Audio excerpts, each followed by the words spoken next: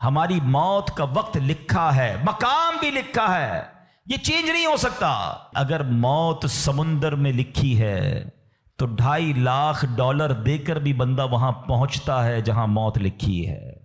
اگر موت کشتی سے ڈوب کر ہونا لکھی ہے تو 22 لاکھ دے کر بھی سینکڑوں لوگ ہمارے وطن سے جاتے ہیں اور ان کی موت یورپ کے سمندر میں جا کر ہو جاتی ہے۔ اللہ پاک جو بھی ان میں مسلمان ہیں سب کی مغفرت فرما۔ مگر میں نے اور آپ نے اس سے عبرت کیا لی کہ بندہ وہاں پہنچے گا جہاں اس کی موت لکھی ہوئی ہے۔ ایک بار حضرت سلیمان علیہ نبینا علیہ الصلوۃ والسلام کی بارگاہ میں ایک شخص بیٹھا تھا۔ آپ کی بارگاہ میں ملک الموت آئے اور اس شخص کو ذرا گھور کے دیکھنے لگے، واپس چلے گئے۔ وہ شخص کہتا حضور یہ کون تھے جو آئے تھے اور مجھے گھور کے دیکھ رہے تھے؟ فرمایا یہ ملک الموت تھے۔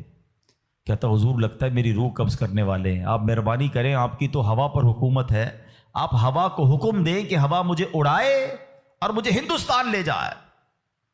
حضرت سلیمان بیت المقدس کے علاقے میں رہتے تھے نا، آپ نے وہ حکم فرمایا، ہوا نے اس بندے کو اٹھایا اور ہندوستان پہنچا دیا۔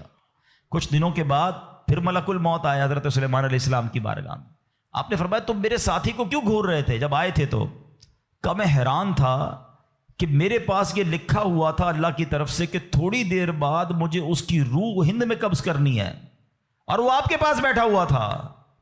اللہ اکبر۔ حضرت سلیمان نے کہا میں نے ہی تو حکم دیا، اور ہوا نے اسے ہند پہنچایا، اور جب وہ ہند پہنچا تو پرٹیکولر ٹائم پر اسی مقام پر اس کی روح کو قبض کر لیا گیا۔ ہائے ہائے ہائے، یہ ہے میری اور آپ کی حقیقت۔ دوڑتے رہتے ہیں، بھاگتے رہتے ہیں، پلاننگ ہے کہ ختم نہیں ہو رہی، فکریں ہیں کہ ختم نہیں ہو رہی، ہر وقت بیٹھے ہیں اگلا پلان کیا ہے، 5 سال کا، 10 سال کا۔ ایک دکان ہے تو 2 دکانیں، ایک گھر ہے تو 2 گھر، بڑا گھر، ہوادار گھر ہے، نوکری ہے تو کاروبار کرنا ہے، ملک سے باہر جا کر جناب پیسے کمانے، یہی سوچ ہے بس۔ اس پورے شیڈول میں موت کہاں ہے؟ اس پوری تیاری میں موت کہاں ہے؟ ایک دن ہوگا کہ اچانک اچک لیے جائیں گے۔